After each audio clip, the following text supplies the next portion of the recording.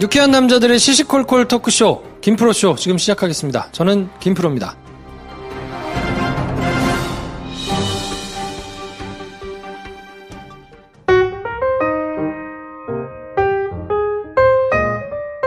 장편영을 열심히 준비하고 계신 배준현 감독님 나오셨습니다. 안녕하세요, 배준현입니다. 네, 실한, 한량, 능참봉, 김선생 나오셨습니다. 너무 길다 이거. 정해주세요. 뭘 마음에 드는 걸 하나 골라. 선택을 해야 될 때가 왔네요. 그래. 능참봉으로 갑시다. 네. 능참봉으로. 능참봉. 능참봉 김선생 나오셨습니까? 이렇게? 실한 능참봉으로 해주십시오. 그놈의 실한은 꼭.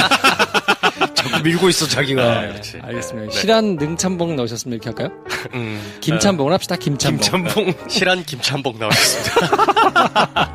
김참봉. 네. 자, 오늘은 심용환 작가님하고 이제 역사 관련된 얘기하는 날인데, 네. 오늘은 이제 공개 방송에서 했던 내용을 소개를 해드릴까 하거든요. 네네. 근데 이게 아무래도 공개 방송은 이제 청중이 있는 상태에서 녹음을 하는 거라, 이제 그거를 건너서 들으시는 청취자들 입장에서는 약간의 이질감, 내지는 약간 뭐 그런 느낌이 좀 저는 개인적으로 있더라고요. 뭔가 이 부실한 느낌이랄까. 뭐 그런 게 조금 있는데, 그래도 공개 방송의 뭐 분위기 이런 거를 느껴보시고 싶다는 분들이 조금 이제 계시니까 네. 어떻게 될지는 모르겠습니다만 일단 하여튼 보내드리겠습니다. 그래서 이번 주 내내 심용환, 문정희, 김보통, 김용민, 이완배 네. 이렇게 같이 출연하신 4개의 에피소드는 저희가 나눠가지고 오늘을 시작으로 해서 수목금 일요일 이렇게 편성을 해드릴 테니까 네. 그걸 한번 들어보시면 좋을 것 같아요. 라인업 좋아. 이렇게. 다른 파케 가봐 이런 거 없어요. 네, 뭐 내용이 네. 저희가 이렇게 스튜디오에서 모여서 뭐 하던 거 하고는 조금 이제 결이 다를 수 있는데 네. 그거는 좀 양해해 주시고 뭐 듣다 재미없으면 끄겠죠. 저희가 들으라 그런다고 계속 듣겠어요. 그 나름의 매력이 있습니다. 네.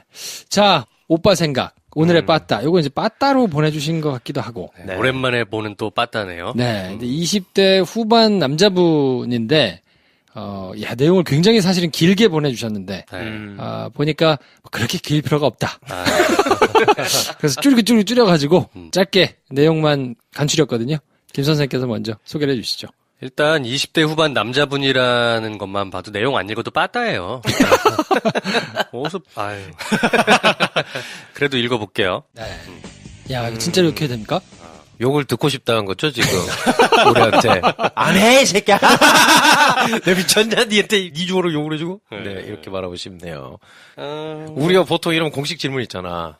일반적입니까? 이렇게 물어봐야 되는데. 이미 본인이. 자기가 지금. 사연에 있어요? 네. 이미 개일반적이라고 이제 소개를 깔고 가셨기 때문에. 이런 건 어떻게 해야 됩니까? 뭘 어떻게 해? 정신 차려, 마. 정말. 야, 못 났다, 못 났어. 이제 질문을 하셨는데, 외롭고 힘든 시기인데 사람이 없어서 그런 걸까? 아니면 뭐 이런 사람이 많지 않을 것 같기 때문에 그런 걸까? 네. 질문이 틀린 것 같아요. 당신이 경험이 없어서 그런 것 같습니다. 그래요. 네. 네. 경험이 굉장히 모자라다. 네. 이런 느낌을 막 자기가 적었잖아. 감정과 이런 게 자꾸 오고 이런저런 생각이 든다. 네. 공부하기 싫은 거야. 지금 시간 남아서 울고 시주님 지금 조금 싫은 거야. 오히려. 그래서 그렇지, 지금 그렇지. 드라마 퀸이 되신 거예요. 나의 감정의 파도에 서핑에 약간 재미를 느낀 거야. 너는 지금 빨리 너 해야 될 거 해야 돼. 정신 차려. 그걸 하기 싫어서 네가 우리한테 사연까지 보낸 거야. 취업이 되면 말이죠. 단박에 모든 게 정리될 수도 있는. 그렇지. 그렇지. 네. 네. 잊혀집니다. 새로운 인연도 갑자기 생기고. 그렇죠. 네. 네. 주말이면 소개팅 의뢰가 쇄도합니다. 네. 네. 너무 바빠. 지금은 취업에 그냥 차라리 그렇지. 몰두하시는 게 결과적으로 보면 네. 좋지 않겠나 싶은 생각이 좀 있는데. 자기도 그거 알겠지. 근데 이미 모두가 알지. 안 되니까 지금 이러고 있는 거 아니야. 이 인스타가 문제야, 인스타가. 이거 계속 이걸 보고 있을 일이야. 인스타를 지우면 되지 않을까요? 그러니까 인스타는 삭제하면 되잖아, 자기가. 인스타를 네가 닫아. 그래, 네가 떴다 왜 걔는 계속 할 거야. 그 사람 인스타는 너만 보는 게 아니란 말이야. 어. 다른 그 사람 친구들도 봐야 되고 많이 봐야 됩니다. 그걸 어떻게 하라고 할 수가 없어. 그럼 네가 인스타를 닫아. 네 닫으라고 전체 공개를 일부러 한 거야. 네 힘들고 네가 닫으라고. 네 공부시키려고 그런 거야. 헤어진 여자친구의 마지막 배려야. 두 분은 어떻습니까? 이런 스타일이에요? 뭔가 헤어졌을 때 네. 계속 찾아가서 들어가서 봅니까? 알잖아, 나는. 네. 그래서 요즘 제가 SNS를 열심히 안 합니다. 네. 뭘 자꾸 그래요. 올리기가 무서워. 그래. 네. 그렇대요. 의도치 않게 자꾸 검색의 대상이 되니까. 네. 배 감독은 어때요? 짜증난다. 저요? 전 케바케인 것 같은데, 이러진 않아요. 네. 저는 오히려 헤어지기 전에 징조가 좀 그렇다 하면 굉장히 촉각이 곤두서는데, 보통의 경우는 별 신경을 안 써요. 그리고 헤어지고 나면 뭐 끝난 건데, 뭐 그런 생각을 하죠. 그래요? 안 그러면은 취준을 못 하잖아. 네. 우리 저번 방송인가요? 슬쩍 비쳤잖아. 헤어지고 나서 살이 빠졌다고. 그건 안 먹은 거지. 안 먹는 시간에 내가 막 SNS를 막 이렇게 이러지는 않지. 일을 못 할 뿐이에요, 일을. 이 뭐야? 어쨌건 되게 없어 보인다. 아니 뭐 이렇게 걸려들었어. 사귀었다 헤어지긴 해야 내가 살이 빠질 텐데 이게 뭐야? 네. 여기 공개 방송에서 네. 저희 청취자분들이 오셔가지고 많이 보셨잖아요. 유독 배 감독의 배를 눈여겨서 보시는 분들이 많더라. 그러니까 허리 걱정하는 듯하면서 시선을 자꾸 아래로 깔어. 이렇게.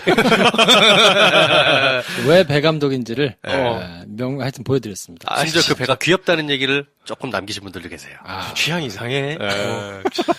여러 사람들이 있군요. 아무튼 이분은 구구절절 굉장히 길게 보내주셨는데 그냥 저희의 결론은 네. 취업을 하시는 게 지금 거기에 집중하시는 게 맞아요. 모든 문제의 근원적인 해결이 될 것 같다. 맞아요. 네. 지금 이런 식으로 감정의 도피를 하면 안 돼. 그리고 사연 너무 길게 보냈어. 이걸 줄인 거야, 이게. 굉장히 줄여서 이 정도예요. 김프로가 계속 줄인 거예요. 그리고 제가 줄일 때는 조금 몰랐는데 응. 줄이고 나서 보니까 응. 정말이라는 말을 정말 많이 썼네요. 그러네. 네. 맞아. 공부해야 될 시간에 이게 사연 길게 보낸 거야, 지금. 그러니까. 정신 차려, 이 사람아. 그리고 정말 많이 힘들었습니다. 예, 자아분열 아니면 정신 나간 거 아니면 안 힘든 거야. 이럴 일이 아니에요. 저 뭐, 빠따를 내야 되니까. 오랜만에 빠따, 그냥 심플하게, 가벼운 네. 빠따, 이순재 빠따 한번 보내드릴게요. 네네. 못난 놈! 자, 이거 녹음해놓고 매일 들어. 자, 아무튼 20대 후반의 취준생이시니까 뭐 여러 가지로 사실 이제 후반이면 네. 답답하기도 하고 막 이러실 거 충분히 이해는 되는데 그래요. 지금은 그냥 조금 취업에 몰두하시면 네. 지금 김 선생 보세요. 그래. 40이 넘어서까지 기회는 많아요. 그럼. 네, 걱정하지 마세요. 세계는 넓어요. 네, 만날 사람은 많고 그럼요. 인연은 또 옵니다. 그래. 네, 그러니까 너무 걱정하지 마시고 지금은 취업에 조금 더 집중하시는 게 맞을 것 같다. 이게 하루에 수십 번 업데이트를 확인하고 있습니다. 저도 제가 정상적이지 않다는 걸 잘 압니다. 이거 짜증나는 게 지가 또 다 써놨어. 우리 보고 욕해달라고 해서 지가 진단 끝냈잖아. 네. 시간이 남다는 얘기야, 지금. 공부하세요. 아무튼 방향을 트셔서 취업 준비를 조금 더 가열차게 해보시기를 바라고 저희가 아무튼 취업 준비를 도와드리는 의미에서 술 친구만 박스 드리겠습니다. 네, 이마에 딱 술친구면 발라. 뭐, 요거 이마에 딱 바르잖아. 그러면은 단어가 그렇게 잘 외워져. 그럼. 정장에도 딱 발라. 또 면접 보러 갈 때 그 정장에 딱 바르고 가. 사람이 달라 보여. 야. 진짜 아무 말 하고 있다. 재미없네요. 이제. 이제 하지 말자, 이거. 네. 자, 아무튼 술 친구 한 박스 보내드릴 테니까 기운 내시고 꼭 취업하셔가지고 새로운 인연을 만났다는 사연을 보내주시기 바랍니다. 저희는 잠깐 광고 듣고요. 프린스심 모시고 공개방송 내용 가지고 찾아뵙겠습니다.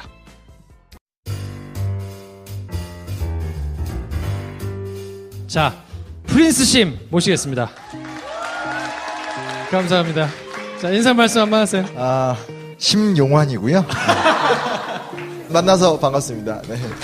자, 그럼 저희 앉아서 하겠습니다. 네. 저희가 BGM도 특별히 준비했어요. 네, 도깨비로. 프린스의 위상에 걸맞는 음악으로 준비했죠. 네. 사실은 솔직히 말씀드리지만 제가 이렇게 좁은 극장에서는 해본 적이 없습니다. 정말 그냥 김프로 위에서 한번 나오고 지금 눈이 부셔서 뭐 보이는 게 없어. 그래가지고 막신을 해야죠. 무슨 말을 하는지 뭐 이런. 좋다. 그래서 오늘은 사실 이제 무슨 얘기를 할 거냐? 당신이 몰랐던 5가지 서울에 대해서. 서울을 뭐 지나다니면서 많이 보셨겠지만 몰랐던 내용을 더 알고 보면 많이 보이고 뭐 의미도 있고 이런 것들을 한번 짚어주면 어떨까 싶어가지고 제가 부탁을 드렸거든요. 무슨 얘기를 할지는 저도 몰라요. 저희는 그냥 추임새나 넣고 강의를 같이 듣는 컨셉으로. 아니, 본 내용 들어가기 전에 저희가 게스트 오실 때마다 여쭤봤던 게 있는 게 김프로쇼랑 이제 연을 맺으신 지 그래도 몇 개월 됐지 않습니까? 어쩌다 이렇게 김프로쇼에 발을 들이게 되셨는지 그리고 보시면서 얘네들이 이런 애들이구나 싶은 인상 같은 게 좀 있으셨으면 좀 말씀을 좀 해주세요. 좋은 얘기 안 나올 것 같은데. 굳이 무덤을 파야 되겠어? 있는 그대로 솔직하게. 네? 역사학자잖아요. 솔직하게. 그냥 뭐 감사하고요. 좋은 사람들이에요. 좋은 사람들이고 그 목동에 가면 신매칭에 그렇게 시커먼 공간에서 남자 2명이서 어떻게 하면 이 경제적인 난국을 타파할까 이러면서 힘들어하는 사람들이어서 응원합니다 제가. 예. 사회봉사의 일원이었다. 뭐 이렇게. 예. 근데 이게 녹음이 돼서 팟캐스트 나가나요? 그럼요. 다시 하겠습니다. 이거 자, 그래서 오늘 5가지 주제를 이제 골라달라고 했는데, 그래도 김 선생이 또 하나로 부탁을 한 거는, 그래도 우리가 이제 대학로, 저희도 사실은 이 행사가 아니었으면 대학로에 그렇게 자주 올 일이 없거든요. 서울 시내 5장소를 골라서 거기에 대한 역사적인 얘기를 해주시기로 한 건데, 장소가 대학로잖아요. 근데 대학로 얘기가 없더라고요. 그러면 기왕이면 대학로 얘기를 해주시면 어떻겠냐 했는데, 대학로 별거 없는데 그래도 생각해 볼게요라고 하셨어요. 역시 역사학자는 달라요. 조사해 볼게요라고 하시더라고요. 큰 기대 안고 한번 여쭤보겠습니다. 대학로 뭐가 있나요? 되게 부담스럽게. 저는 사실 요 근처에 있는 대학교를 나왔어요. 그래서 대학교 시절에 항상 여기 이제 놀던 동네여서 사실 대학로 하면 그렇게 저는 뭐 굳이 얘기하면 여기 대학로에서 조금 올라가면 그러니까 대학로 끄트머리가 로터리로 돼 있잖아요. 그렇죠? 그래서 오른쪽으로 가면 이제 성신여대 쪽 가는 거고 그냥 올라가면 이제 서울과학고등학교 가는 거고 이제 그 왼쪽으로 가게 되면 성균관대학교 가게 되는데 서울과학고 올라가는 그 길에서 이제 내려오는 그 지점의 건널목에서 이 해방 때도 여기 로타리가 있었어요. 거기서 이제 1947년 4월 달에 그 영훈영 선생이 저합작을 위해서 어떤 좌익 스탠스, 타협적 스탠스로 계속 노력을 하다가 가장 유명한 암살 위기는 3차례 겪었고 다 따지면 9차례 정도. 그래서 뭐 마르틴 루터킹 목사님 당한 것처럼 당하셨거든요. 근데 그러다가 이제 마지막으로 바로 여기 이제 해화동 로터리에서 그 당시 차들이 다 찝차였었거든요. 그래서 찝차에 조수석에 앉아 있다가 백의사라고 하는 이제 우익 테러 단체의 26살짜리 테러리스트였었던 한지근에 의해서 차가 서 있으니까 이제 한지근이 밖에 와서 이제 관전놀이를 가격을 해서 47년 4월 달에 여기서 서거하셨어요. 해화동 로터리 거기. 예. 그러니까 이제 그 사건으로 인해서 이제 그 이후부터 우리나라가 이제 더 냉전 그리고 이제 좌우 갈등으로 심하게 들어가는 거여서 뭐 따져보면 여러 가지가 있겠지만 저는 그냥 대학로 하면 떠오르는 건 공교롭게 로타리가 안 없어지고 계속 있더라고요. 그래서 그 로타리에서 이제 그분이 가신 거. 자, 그래서 첫 번째 주제가 뭐냐면 남대문과 동대문이에요. 이것만 봐서는 도대체 무슨 얘기를 할지 감을 잡을 수가 없어가지고. 아니 그 전에 이 구도를 보면 알겠지만 어느 순간부터 약간 제가 노예같이 보이지 않으세요? 지식 노예 뭐 이런 거 있죠, 그렇죠? 그렇죠. 네. 즐거운 마음을 해야지. 뭔가 첫해 한두 회 할 때는 되게 이 사람이 날 신경도 써주고 막 뭔가 아는 얘기도 해주고 곁들여줬는데 어느 순간부터 그냥 김 선생도 사실 내가 하는 얘기 이렇게 맞장구 정도. 그래서 거의 조는 눈빛으로 쳐다보고 있고.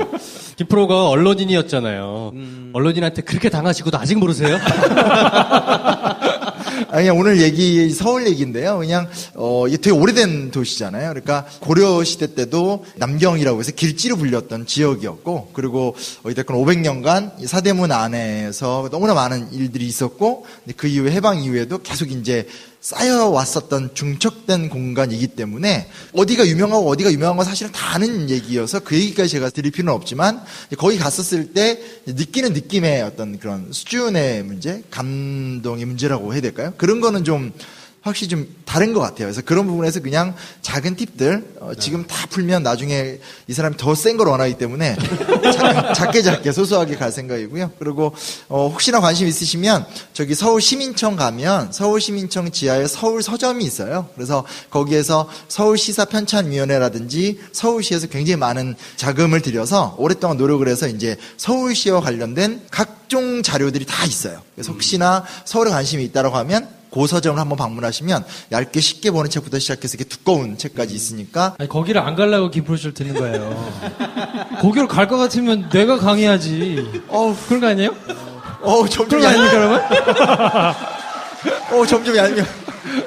자, 그래서 남대문과 동대문에 무슨 얘기가 있습니까? 빨리 해주세요. 남대문과 동대문. 남대문은 얼마 전에 불탔었죠. 몇 년 전에. 그리고 되게 좀 충격적이게도 얼마 전에 동대문도 누가 이제 불태우려고 해서 CCTV가 13개가 있었는데도 그냥 통과하고 시민의 신고로 잡혔던 적이 있는데 실제로 남대문하고 동대문은 조선왕조 600년간 보수는 계속했지만 어찌됐건 처음 지었을 때부터 지금까지 계속 내려온 우리나라의 거의 유일무이한 뭐 유적이라고 할 수 있어요. 예. 그래서 이제 국보 1호, 보물 1호라고 하는데 이제 이것도 좀 오해가 있을 수 있는데 옛날 학교에서 배울 적에 국보가 더 좋은 거, 보물이 조금 떨어지는 거 이거는 전혀 아닙니다. 그런 거는 거 아니었어요?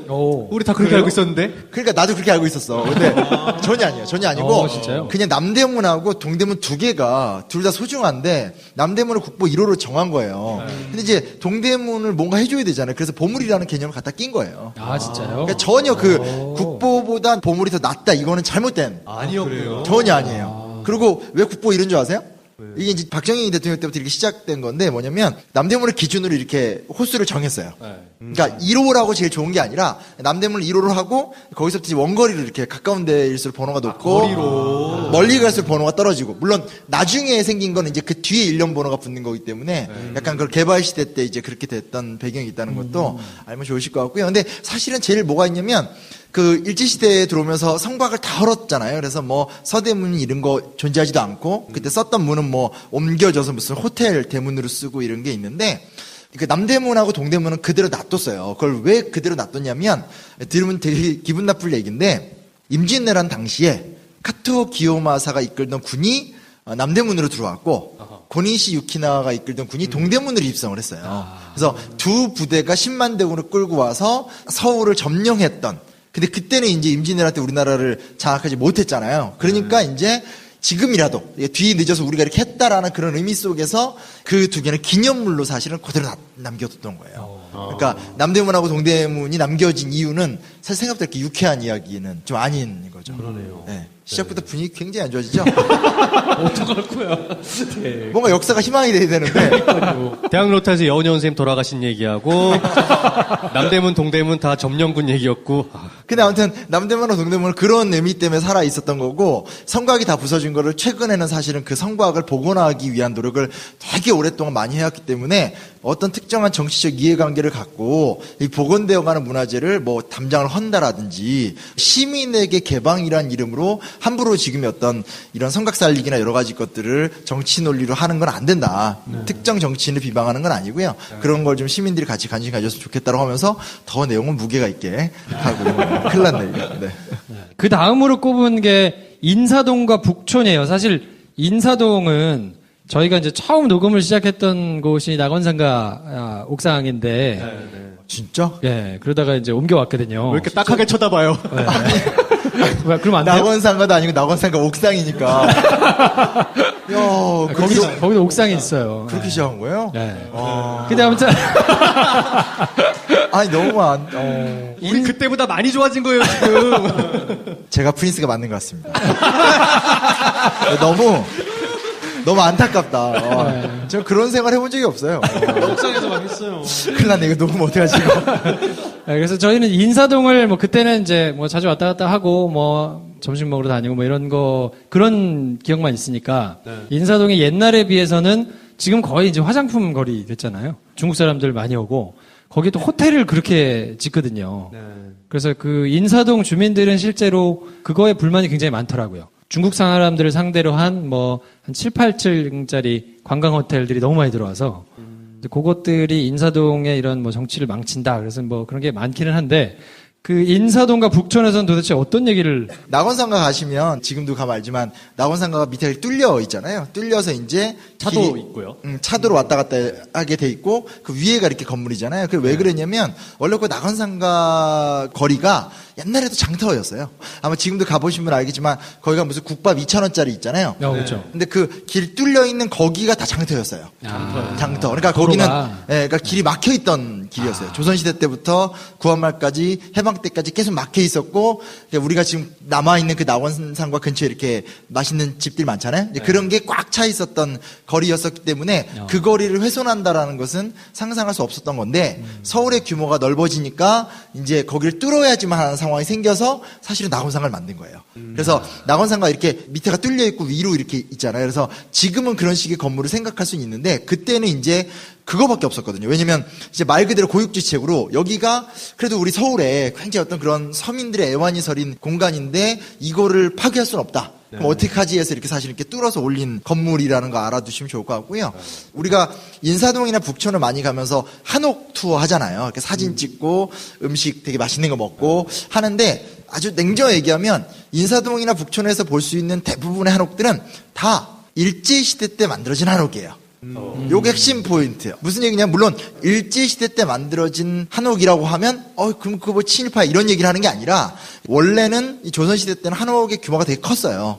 운영궁이 궁이 됐지만 원래는 흥선대원군의 사전대 가보면 되게 크거든요. 그런 식으로 원래 인사동이나 북촌에는 정말 큰 한옥의 대가들만 살던 동네였던 거였어요. 사진도 남아있는데 우리나라가 망하게 되고 망하고 나니까 우리나라에 그런 부를 가진 사람들이 없어지잖아요. 그러니까 그 당시 우리나라나 일본의 부동산 매매업자들이 그 큰 그 한옥들을 다 사가지고 한옥을 다 부셔요. 다 부신 다음에 이제 몇 가지 형태로 재건축을 하기 시작하는데 그 중에 하나가 이제 작은 형태의 한옥. 작은 한옥들. 그래서 현재 마당 요만한 거 있는.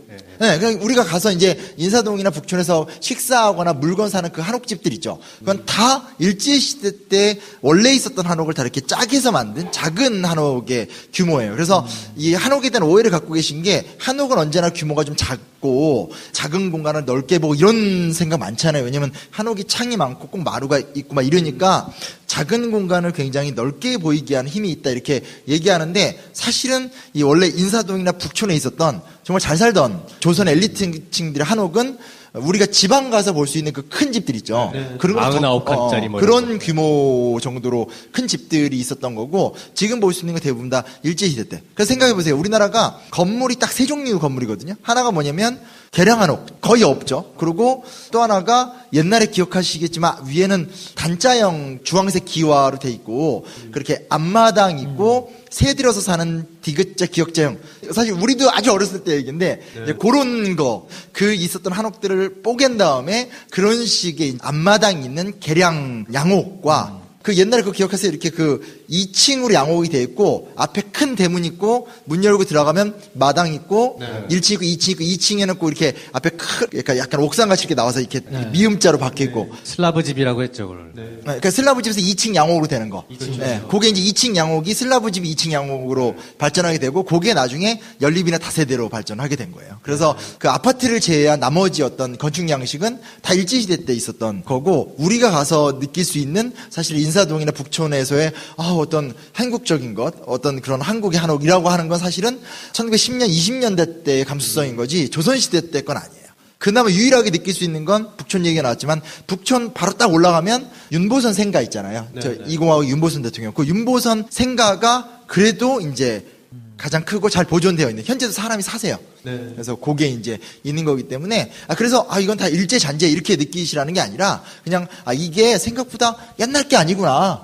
그리고 이런 식으로 변화 발전해왔었구나 이렇게만 느끼시면 좋고 얼마 전에 제가 다른 방송에서 윤현준 교수님 만났는데 얘기 들어보니까 서울에서도 한옥을 지을 때 보조금이 준다고 하더라고요. 한 2천만 원 정도. 그러니까 익산시 같은 데는 1억 4천씩 막 보조금을 준다고 하거든요. 근데 문제는 뭐냐면 보조금을 받아도 땅값 때문에 해서 서울은 구조상 불가능한 구조라고 하는데 하여튼 그런 게 있다라는 거. 아까처럼 심각하진 않죠. 뭔가 분위기 잘하고 있는 건가 모르겠다 이거. 우리가 예쁘게 보고 좋아했던 북촌에 있는 한옥이 실은 일제시대 거였다. 그나마 남아있는 거 보조금으로 어떻게 하지도 못한다. 이런 얘기로. 핵심은 이거다. 이렇게 아까 아니 뭐라고 하는 건 아니고 그냥 일제시대 거다. 윤보선 생가 정도가 그나마 사이즈가 좀. 여보세요. 당신마저 일로 붙으면 어떡해요. 이게 근데 은근히 중독성 있다. 이렇게 하는 게. 그래서 그 한옥 보면 암키어스키에서 이렇게 덮는 거 밑으로 간 거 이렇게 끼잖아요. 근데 우리가 어렸을 때 봤던 그 슬레이트집 비슷한 것들은 기억 한 장짜리를 맞춰 껴요. 이렇게 맞아요. 하나로 그냥 붙어서 있는 건데 그게 18세기, 19세기 때 유럽하고 일본에서 동시에 나왔어요. 그래서 이게 아직까지도 정확하게 유럽 건지 일본 건지 잘 몰라요. 근데 일본이 배워왔다라는 주장이 조금 더 우세한 걸로 알고 있는데 그렇게 되고 그러면서 어떻게 보면 좀 우리가 어떤 옛날에 너무 전통만 고수한 것도 사실은 좀 있고 기와의 색깔도 청기와를 제외하고는 언제나 검은색 기와로 있었기 때문에 좀 그런 어떤 좀 올드한 좋게 말하면 옛멋이고 나쁘게 말하면 조금은 너무 정체되어 있는 모습들도 있지 않냐? 그 낙원상가 말씀하시니까 그 낙원상가 지하에 뻥 뚫려 있는 그 도로변에 뚫려 있는 거기는 청소를 가지고 그렇게 싸운답니다. 청소비를 누가 낼 것이냐. 아. 서울시는 그 서울시 도로니까 낙원상가 쪽에서는 서울시에서 해야 된다라고 주장하고 무슨 소리냐. 니네 건물 아니냐. 니네가 해야지. 그걸 가지고 몇십 년대 지금 계속 옥상에 있던 우리는 그런 걸 알 수가 없었지. 우리 막 거기 막 청소하기도 힘들었는데. 언제 우리가 건물주 입장에 들어온 적 그러니까. 있어야지. 알 수가 있어야지. 우리가 청소해주고 돈 달라 그래. 도와주십시오. 네. 세 번째 주제로 주신 거는 운현궁과 민가다원이에요. 야, 이렇게 주제만 던지고 얘기하고 재밌다. 그러니까. 네, 매주 방송도 그러고 있잖아요, 지금. 운현궁과 민가다원. 가보시면 알겠지만 그 낙원상가길 오른편에 운영궁이 있는 거죠. 왼편에 건너가면 바로 가는 데는 천도교 대교당이 있어요. 천도교 대교당이 있고 거길로 딱 들어가면 되게 비싼 한식 스테이크 집이 있어요. 맛있어. 데려가요. 아, 그래요? 유명하대. 알았죠? 당신네들이 뭐 낙원상가 옥상에 있었던 관심 없고 부려 먹으니까 알았죠? 거기 예약해두면 되죠? 알겠어. 김프로로 예약. 그리고 거기 옆으로 좀 들어가면 이제 민가다원이라고 해서 이제 지금은 이게 미술관으로 써서 아마 가보신 분들 있을 거예요. 그래서 한옥도 있고 그냥 조형 건물도 있고 나무 되게 좋고 솥대 같은 거 많이. 그러니까 지금은 가보면 민가다원은 완전 엉망이에요. 그러니까 왜냐면 이제 운현궁은 이게 흥선대원군이 이제 대군이 되니까 이제 궁이 돼 버렸기 때문에 거기는 문화재관리보호법에 의해서 아주 철저하게 관리를 받기 때문에 아주 한옥의 관리도 잘 돼 있고 이렇게 마네킹 같은 것도 있어서 여기는 뭐 이렇게 노안당에서 그가 뭐 정치를 구상하던 곳 그리고 결혼식도 다 하게 되고 공연도 많이 하는데 이 민가다원은 누구의 집이냐면 박영효의 집이에요. 박영효의 집. 그러니까 갑신정변 당시에 이제 그 갑신정변의 개화파의 리더였었던 박영효의 집인데 공교롭게도 되게 재밌는 게 뭐냐면 그 낙원상가길을 중심으로 창덕궁을 기준으로 본다면 왼편에는 운영궁이 있는 거고 오른편에는 이제 개화파의 리더이자 나중에 갑오개혁 때 활동했었던 말년에 이제 친일파로 변절하지만 박영효의 집이었어도 굉장히 큰 집이 있고요. 이 얘기 들으면 아니 박영효가 살던 집은 지금 남산 한옥마을 쪽으로 옮겨진 걸로 알고 있는데요 라고 얘기하시는 분들이 계세요. 맞는 얘기예요. 남산 한옥마을 쪽에다가 그 서울 시내에 있었던 오래됐던 한옥들의 일부를 옮겼고 현재 하나가 남아있는 거 정도 그러니까 전체가 아니라 일부가 좀 남아있는 건데 막상 가보면은 한옥 있고 맞은편에는 그냥 이게 양옥도 희한한 집들이 몇 개 있어요. 항아리들 옹기들이 엄청 큰 거 있고 솥대 있고 나무가 막 있어요. 그래서 바람 좋은 봄날에 정경으로 누르기엔 정말 좋아요. 근데 이제 소위 말하는 예술사적 관점에서 보면 이건 정말 해도 좀 너무한 거죠. 왜냐면 이렇게 고관대작의 조선시대 때 건물에다가 어떤 옛날부터 있었던 민속인들, 그러니까 이 솥대라는 게 이제 그 새의 상징인데 이게 사실은 솥대의 대체물이 지하여장군, 뭐죠 그거? 천하대장군 지하여장군. 뭐 그런 거. 이게 똑같은 용도거든요. 그러니까 그게 방 안에 들어가 있고 정말 사대부라는 것은 옹기를 쓰기보다는 그렇죠. 박영효 집안 정도 되면 다랑아리를 쓰는 게 정상이거든요. 근데 이제 거기 가면 옹기가 막 있고 이렇기 때문에 분위기 좋은 거 막 모아놓은 거지. 관점을 기준으로 보면 이거는 정말 너무 엉망인 거죠. 근데 그 얘기를 참 할 수는 없죠. 그걸 했다 쫓겨날 것 같아가지고.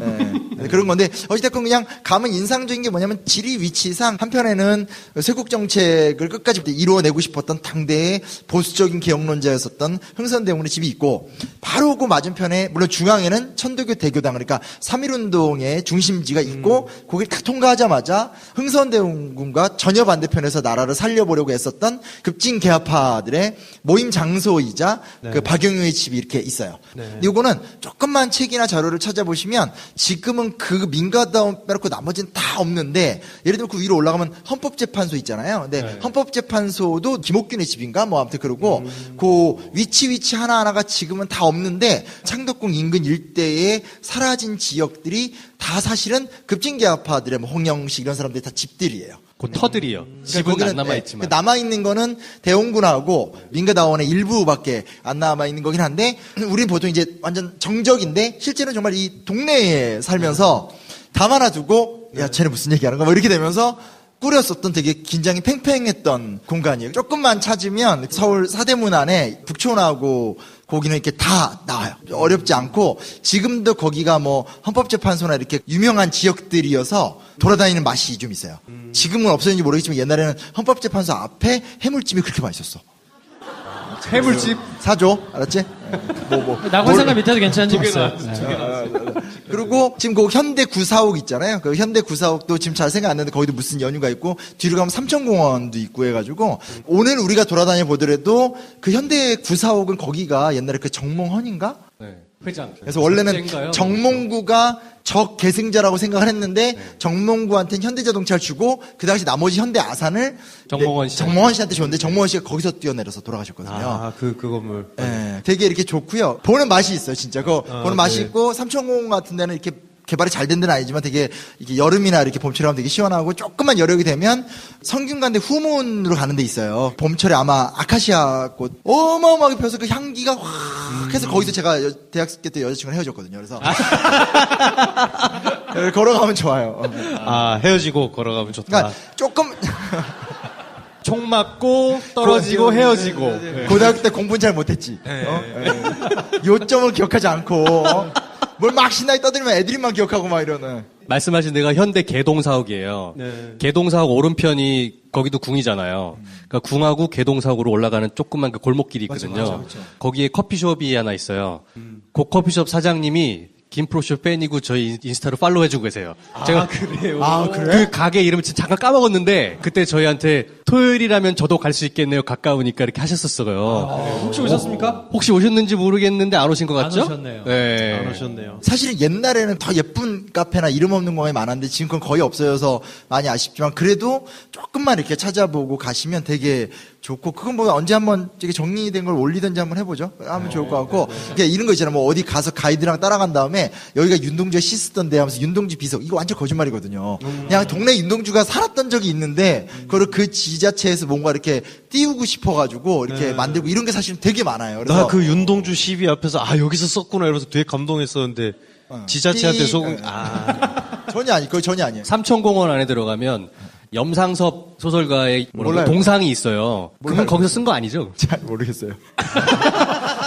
어떻게 다 아시는 알아, 건 내가. 아니랍니다.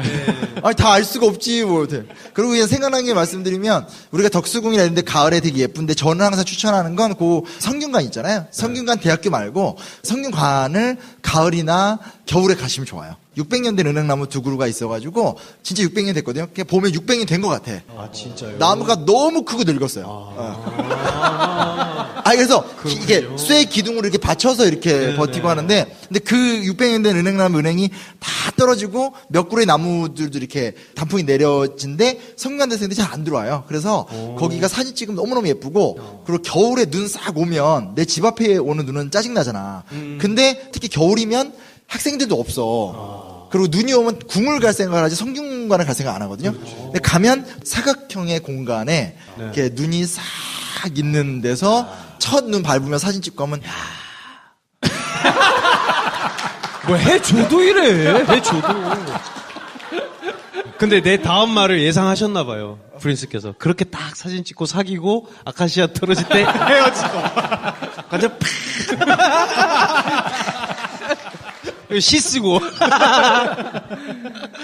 비서 앞에서. 시 나도 쓰고. 헤어졌으니까. 네. 자, 그래서 덕수궁보다는 성균관에를 가시라. 덕수궁은 너무 유명한 텐데 성균관 얘기는 제가 많이 해요. 많이 하는데 많이 놓치세요. 그리고 성균관이 원래 안에 대성전이 있고 그 안에 뒤에 명륜당이 있는 건데 대성전은 1년에 딱 한 번 정문을 열어요. 왜냐면 제사 공간이기 때문에. 그래서 성균관 대생들이 좋은 게 뭐냐면 그 우리 모두가 크리스마스하고 성탄절을 쉴 때 성균관 대생들의 최고의 특전은 공자탄신이나 쉬어. 괜찮아. 그게 공자탄신일이 내가 그 언젠데요? 학교 다니면서 유일하게 좋았던. 난 묻잖아. 공자탄신이 언제냐고. 몇 월 며칠인데요? 그거 제가 기억할 것 같으세요? 다 아시는 건 아니랍니다. 사람이 빈 구석이 제가 무슨 유홍준 선생도 아니고. 근데 그 막아는 놓거든요. 막아 놓는데 뒷문은 문화재청에 막 민원을 넣어서 강제로 열어버렸어요. 지금은 옛날에 비해서 다 들어갈 수 있게 돼서 더 좀 풍경이 좋아요. 그래서 이제 추천합니다, 진짜로. 예. 덕수궁보다 성균관을 추천하셨는데 네 번째 주제가 덕수궁과 서울광장이에요. 뭐야? 어떻게 수습하려고 그러죠? 덕수궁과 서울광장. 우리 언제 끝나? 네 번째랑 다섯 번째 연결되는 건데요. 그러니까 결국은 이제 공간이 중요한 게 아니라 공간의 배치라는 것, 즉 건물이 중요한 게 아니라 건물을 배치하면 건물과 도로에 의해서 인간의 시선이 정해지고 활동로가 정해지게 되는 거거든요. 물론 이제 건축학 하시는 분들 입장에서는 하나하나가 굉장히 중요한 구조물이고 고고 미술사학이나 이제 그런 거 하시는 분들한테는 탑의 기단 하나 이름 다 외우세요. 막 듣고 있으면 너무 힘들어요. 그래서 저는 진짜 그런 거 못 외우거든요. 그래서 관심도 없고. 그런데 이제 일단 우리가 기억해야 될 거는 건축이라는 것은 공간을 설계하는 거기 때문에 공간에 의해서 시각하고 이 행보가 딱 결정이 돼요. 근데 이제 우리가 잘 알고 있는 얘기는 뭐냐면 조선왕조를 세운 다음에 정도전이 이제 경복궁을 만들었잖아요. 네. 경복궁을 만들고 앞에 이제 길, 지금 이제 그 세종로인가? 그렇죠? 세종로를 뚫고 육조거리라고 해서 원래 지금 세종문화회관하고 교보문고 KT 여기가 이제 원래 그 육조의 관청들이 있었던 데죠. 그리고 광화문 교보문고에서 왼쪽으로 꺾으면 이게 옛날에 운종가라고 그래서 시전상인들이 거리를 쫙 이어지는 거예요. 그러니까 그 보령약국부터 시작해서 약재상간이 뭐 약국 같은 게 많은 게 거기가 원래 시전상인들의 상인터기 때문에 그렇게 바글바글한 거예요. 그러니까 요거는 조선을 세우면서 만들어진 루트인 거죠. 이렇게 해서 조선의 정궁인 경복궁이 있고 앞으로 직진을 한 다음에 양쪽이 이렇게 관청이 있고 왼쪽으로 꺾으면 이제 시전상인의 거리가 나와서 여기를 통과하면 동대문 바깥으로 나가게 되고 이제 직진하면 이제 남대문 쪽으로 가게 되고 이런 구조예요. 근데 하나 되게 신기한 게 뭐냐면 서울시청 광장이 뻥 뚫려 있잖아요. 네. 근데 그건 뭐냐면 서울시청 광장이 왜 있을까요? 라고 하면 많은 사람들은 이거 일제시대 때 만들었던 그 시청 건물 때문에 있다고 생각하는데 그건 아니고요. 고종황제가 대한제국을 세우면서 뭔가 좀 새로운 변화를 도모하고 싶었어요. 그래서 이제 했던 사업이 여러 가지가 있는데 그 중에 하나가 궁성 개조 사업인데 덕수궁 있잖아요. 덕수궁. 네. 그 당시에 제일 유행했던 건축 양식이 뭐냐면 나폴레옹 개선문 양식. 그러니까 개선문 있고 방세형 부채꼴로 쫙 이렇게 광장 퍼지고 이렇게 만들어지는 그 양식이 되게 매력적인 양식이었는데 어떻게 된 거냐면 덕수궁은 원래 있었는데 덕수궁 있는 데를 이제 고종이 덕수궁에서 머무르잖아요. 덕수궁을 기준으로 해서 그 앞에 광장로를 이렇게 개발을 해서 여기 궁이 있고 궁 앞으로 이제 주요 기관들과 행동로들을 활동하는 로로 만들어놔서 그 로의 끝이 이제 소공동까지 이어지는 거예요. 근데 이제 그 이후에 이제 그게 끝나고 나니까 지금 우리나라의 서울의 중심 구조가 되게 재밌게 되어 있는 게 뭐냐면 경복궁 앞에 중심로가 있고 종로도 너무 커져서 종로로 나가는 길도 확 커졌고 다시 이제 경복궁에서 계속 이어져서 덕수궁 앞부터 시작해서 시청광장하고 소공동까지 거리가 다시 또 원형으로 하나가 또 이렇게 붙어 있는 구조예요. 그러니까 이제 조선이라는 나라가 세워졌을 때 망국에서 안간힘 피고 싶어서 그리고 안간힘으로 만들어지고 다시 이제 대한민국이 발전하면서 원래 있었던 시전거리가 커지게 되고 거기에 이제 뭐 일제시대 때 명동거리 같은 거 개발되는 게 붙게 되고 뭐 이러면서 이제 점점점 커져나간 특징을 띈다. 라는 걸로 좀 보면 대강 공간에 대한 이해가 되는 거죠. 네. 아, 그래서 서울시청 이렇게 동그랗게 있으면 광장에서 이렇게 가면은 세종로고 이렇게 방사선이라 일로 들어가면은 코오롱 들어가는 길이고 무교동 가는 길이고 이렇게 들으면 을지로고 이렇게 가면 프라자 호텔 앞길이고 조선 호텔 앞길이고 이런 식으로 맞아요. 말씀인 거죠? 그래서 거기 조선 호텔을 보면 그 조선 호텔 옆에 이렇게 돌담 하나 있는데 그 옛날에 황제 제사 지냈던 원구단, 황궁우 이런 거 있고 대한제국 군인들이 군대 해산됐었을 때 시가전 벌였던 데도 그 일대예요. 그러니까 거긴 덕수궁을 중심으로 한 공간 개념으로 이렇게 이어지게 되는 거예요. 그래서 제가 생각하는 제일 나쁜 서울 나들이 중에 하나가 뭐냐면 특히 전문가들하고 갔었을 때 제일 나쁜 거 어디 가면 이런 거 있어요. 이건 뭐에다 쓰는 거예요? 저건 뭐에다 쓰는 거예요? 이건 뭐 계속 묻는 캐릭터가 있고 한국에서 어찌됐건 역사를 잘한다는 건 그런 걸 모르는 시민들 앞에서 다다다다 해주면 이게 최고로 보는 거예요. 그러니까 이제 이런 거잖아요. 뭐 예를 들어서 요즘 보일러 못 써? 너는 린나이야? 와, 뭐, 우리는 여전히 유공이야? 뭐 이런 식의. 그러니까 중요한 게 아니잖아. 그러니까 뭐 어떤 보일러를 쓰거나 어떤 가스레인지를 쓴다는 것이 중요한 게 아니라 그냥 아파트 속에 살면서 겪는 답답함이나 이런 것들이 중요한 건데 우리의 공간의 문제에 대해서는 그런 걸 안 따지는데 희한한 게 우리 문화를 찾으려고 하는 습관 자체로 가서 답사 같은 걸 해보면 사람들은 거기 가서 하나하나를 다 물어보는데 솔직히 말해서 안 외워져요. 그리고 그 담당자는 매번 하는 거니까 딱 그 레퍼토리만 외우고 있을 거잖아요. 그러니까 그분은 그냥 남들보다 조금 더 아는 걸 통해서 그냥 그 직을 유지하는 셈이기 때문에 사실 이건 되게 좋지 못한 문화재를 누리는 방법이라는 생각이 들어요. 그래서 그렇게 해서 디테일하게 하나하나를 뭐가 뭐고라고 보는 것보다는 그냥 내가 살고 있는 그렇게 충분히 걸어 다니거나 우리가 막 촛불 집회하고 뭐 이랬던 공간이 오랜 시간의 계획과 한과인 게 서린 공간이다라는 거. 그래서 세종문화회관 바로 옆 옛날에는 기로소라는 관청이 하나 있었는데 기로소가 뭐냐면 조선시대 때는 장수하는 게 되게 힘들었잖아요. 그래서 40대만 돼도 이제 훅 간. 그러니까 여기 다 이제 나는 뭐 갈 거예요. 60이 넘는다는 게 되게 대단하기 때문에 조선시대 때는 60이 넘으면 신분과 상관없이 기로소에다 명패를 갖다가 붙여주고 잔치를 열어줘요. 그런 게 이제 행사로 있었고, 근데 지금 그런 건 없잖아요. 그래서 이런 거를 좀 알아가면서 거리를 거닐다 보면 거리 자체도 좀 이쁘고 하니까 이게 느낄 수 있는 그런 또 재미와 즐거움이 있는 것 같아요. 그래서 정확하게 다 기억할 필요는 전혀 없는 것 같고 이런 식으로 그냥 어디서 들었다더라 하면서 얘기해도 재밌을 것 같아요. 앞에 분 표정을 보니까 저분 숨은 쉬시나? 약간 이런 느낌이에요. 숨을 쉬고 있어요. 잘 쉬고 있습니다. 숨을 쉴 수 있는 건 그나마 우리 저기 김 선생이 뭐 을지로도 알고 이렇게 얘기를 해주잖아. 아무것도 안 하잖아 진짜. 그래. 편집점을 자르고 있잖아요. 이 기업적으로는 컨텐츠 프로바이더의 횡포. 채널 하나 딱 잡고. 그렇죠. 네. 자, 그래서 남대문과 동대문, 인사동과 북전, 운영군과 민가다원, 덕수궁과 서울광장까지 랩을. 일단 박수 한번 듣고 가겠습니다. 정말.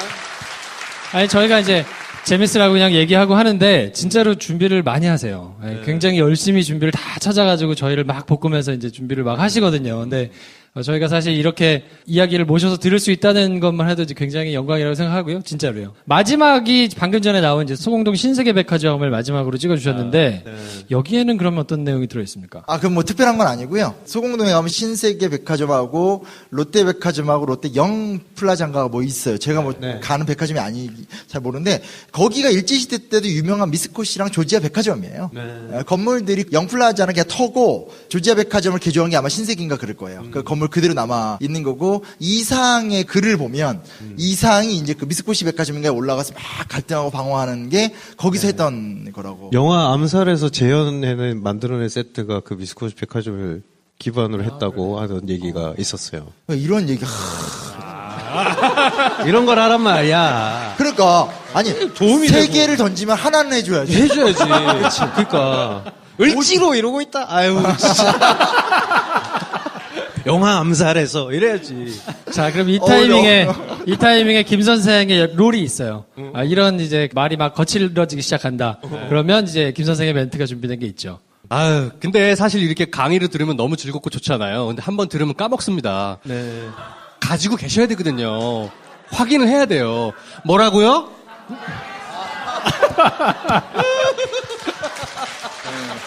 이제 오늘 5가지를 정리를 했는데 김 선생하고 배 감독하고 가장 그래도 내가 오늘 기억하는 장소는 여기다. 저는 덕수궁 앞 고종 황제가 대한제국으로 발버둥을 치면서 자기가 만든 그 공간이라는 거랑 그리고 정도전이 처음으로 설계한 조선의 그 공간. 그러니까 이게 계속 중첩돼서 쌓여가는 게 맥락이 읽히면 내가 그냥 산책하는 길 혹은 그냥 도심이 서울은 저도 사실 지방 사람이라 서울 처음 왔을 때 되게 신기했는데 신기한 게 그냥 이런 역사적 맥락을 알아서 비대한 커져버린 도시라기보다는 그냥 건물이 왜 이렇게 많어? 옛날 것도 있고 요즘 것도 있네? 이 정도였거든요. 이런 맥락을 알게 되면 굉장히 재밌겠다. 제가 예전에 을지로 인쇄 골목 저기 다 쓰러져가는 작업실도 하고 거기서 이제 조금만 넘어가면 명동 그리고 순대 맛있는 데 파는 광장시장 뭐 이런 데 이제 걸어다니면서 했던 생각이 40년대, 50년대, 60년대, 70년대, 80년대 이게 여기서 이 동네가 이렇게 커졌다 보니까 여기 이런 것도 들어오네? 뭐 이런 생각을 하면서 아는 만큼 보이는구나 하는 생각을 한 적이 있는데 방금 말씀을 듣고 나니까 이제 서울 전체를 그렇게 좀 조망하면서 보면 내가 매일 그냥 재미없게 돌아다니는 길도 재밌게 볼 수 있겠다 하는 생각이 들었습니다. 자, 김 선생은 어떠세요? 저는 단언컨대 성균관에 대한 얘기가 좋았어요. 정말 완벽한 데이트 스팟이야. 네. 찾았습니다. 고맙습니다. 그거 정말 좋아요. 그 옛날에는 성균관대학교 유교학부가 있어요. 유학학부? 예, 하여튼 좀 힘든 학부인데. 저도, 뭐 나왔으니까 제가 그 대학 나왔잖아요. 장난 삼아서 맨날. 옛날에는 성균관대학교에 유학으로 석사를 하면 동제서재라고 그래서 이제 성균관으로 들어가는 길에 기숙사에서 실제 생활을 시켰어요. 그래서 제가 대학 때만 해도 지나가면 신발 막 벗겨져 있고 막 그랬었어요. 근데 이제 사실은 그렇게 하면 마땅한 건데 문제 뭐냐면 오늘날 우리나라가 유림이 뭐 힘이 없잖아요. 유림이 아무 힘도 없고 문화재청 소속 이렇게 해버리니까 지금 다 퇴출을 당해서 오히려 되게 예뻐요. 그렇구나. 깔끔해. 되게 예뻐요. 옛날에는 거기 들어갈 때 되게 고역이었거든. 아유, 막 그지 같고 막 신발 이렇게. 막 이렇게 그러니까 널널 입고 천민들 뭐 이런 거죠. 이렇게 들어가 예뻤는데 지금은 이제 거기 앉아서 사진 찍어도 좋고 그리고 재수가 좋으면 이거 저녁 시간에 아마 그 학교 다니는 친구도 많이 봤을 텐데 너구리 유통로예요. 너구리 통. 그 너구리 많이 만날 수 있어요. 너구리 되게 커요. 이만해요. 맞아요. 잘못 건드리면 대들 수 있으니까 서로 원거리에서 눈빛만 마주치고 헤어져갈 필요 있는데 그 너구리 루트의 한 루트인데 그것도 구경할 수 있어요. 옛날에 다큐에도 나왔었어요. 저 실제로 여러 번 봤는데 그래서 거기 만나는 사람들마다 항상 연인 스팟을 꼭 추천하는 곳입니다. 네. 근데 거기서 결혼식도 하거든요. 전통 원래로 그거는 추천하지 않습니다. 그건 별로인 것 같아요. 이렇게 심 작가님이랑 역사 얘기를 앉아서 가까이서 들으신 거 되게 재밌지 않아요? 네. 이런 기회를 공개 방송이란 형태로 막 묵지 말고 따로 역사를 듣는 자리를 한번 생각을 하면 어떨까 생각 갑자기 퍼뜩 들었거든요. 굉장히 많이 인기 있는 강사시잖아요. 우린 왜 못하냐? 김프로쇼에서 하는 강좌를 만들면 되는 거 아니냐? 이런 생각 박수 한번 주세요. 그래서 이제 모양새는 저희가 펌프질을 하고 뭔가 끌려오시는 분위기지만 사실은 마이크 내려가면 좀 해봐 이러신단 말이에요. 그러니까 내가 언제 저는 문득 드는 생각이 그냥 막 던져보자면 그런 생각 하지 마. 예전에는 경성시대라고도 하고 일제시대라고도 하는 그 시기에는 기차로 파리까지 갔었잖아요. 네. 그리고 그 철도가 뚫릴 수도 있다 뭐 이런 희망찬 이야기가 나오기도 하고 뭐 그냥 그런 기차가 개통이 되면 그냥 심 작가님이랑 함께 다 같이 그냥 가는 거야. 파리까지. 이렇게. 내려서 설명 듣고. 괜찮네요. 또 그런 거 하면 그래서 좋겠다는 자기들은 생각이 놀고 드네. 나는 내려서 설명하고 리액션 해주잖아요, 리액션. 네. 2시간에 한 번씩 내려가서 자 설명하세요. 네, 어쩌다 보니까 벌써 1시간이 후딱 갔습니다. 저희가 이렇게 방송에서는 옥신각신 하면서 그러고 있는데, 모시기 어려운 분을 저희가 하여튼 모시고 가고 있으니까, 제가 카톡으로 말씀드렸다고 그랬잖아요. 저희 버리지 말라고. 유명해지시면 저희가 발을 꼭 붙잡고 갈 거기 때문에요. 질질 끌려서라도 제가 꼭 붙잡고 가겠습니다. 저희 공개방송에 또 기꺼이 나와가지고 이렇게 준비도 열심히 해주시고 하셨는데, 청취자분들께 마지막으로 또 한 말씀 부탁드리겠습니다. 네, 불러주셔서 진짜 감사하고요. 진짜로? 이렇게 모인다는 얘기는 사실 들었는데 직접 뵐진 몰랐고 그냥 가끔 이제 강연하러 가면 김프로쇼 듣고 왔다 이런 얘기 들을 때 김프로쇼 많이 듣는구나 라는 어떤 감사함 정도 누리다 이렇게 뵈게 돼서 너무 반갑고요. 여행 얘기는 사실 그냥 젊어서 고민하는 것 같아요. 그래서 그러니까 역사라는 게 여기다 있고 저기다 있고 다 맞는 게 되다 보니까 저는 원래 이렇게 국정화나 이렇게 좀 센 얘기로 세상에 알려지기 시작했는데 갑자기 저한테 지방에서 강연 막 요청 오면서 막 우리 동네에 대해서 얘기해 주세요. 이런 식으로 많이 와요. 그런 이야기들 좀 재밌게 만들면 재밌지 않을까 하는데 어떻게 될지는 잘 모르겠고 또 돈도 많이 나가는 사업이긴 한데 저번에도 경주 한번 이제 교수님하고 막 갔다 오고 막 그랬었는데 사람들만 모이면 KTX 전세를 내서도 갈 수 있다고 하더라고요. 그래서 이런 거 안 돼. 아무튼 컨텐츠와 마음 그리고 그걸 통해서 우리가 함께 누릴 수 있는 어떤 문화적인 깊이의 문제. 깊다라는 것이 너무 어렵다라기보다는 오늘 이런 얘기하듯이 좀 되게 가치 있는 이야기들 그런 얘기들 많이 나눌 수 있는 기회가 됐으면 좋지 않을까? 아무튼 김프로쇼에서 이렇게 티격태격하고 예상치 못한 제안 같은 것들을 사전에 얘기하지 않고 꼭 방송에다 대놓고 얘기하는 이런 나쁜 문화가 있다라는 건 제가 어떻게 해서 개선을 좀 시켜보도록 안 하면 이상해지잖아. 그래서 하도록 하겠고요. 여튼 너무너무 감사하고 반갑습니다. 진짜로. 감사합니다.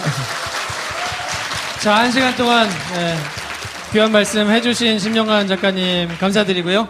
저희는 방송에서 계속 치고받으면서 꼼짝 못하게 제안을 많이 방송에서 드리도록 할 테니까 하여튼 방송 즐겨주시고 여기저기 활동 굉장히 열심히 하시거든요. 많이 찾아가서 흔적도 남겨주시고 응원도 해주시고 그러면 좋겠습니다. 자, 큰 박수 부탁드립니다. 고맙습니다.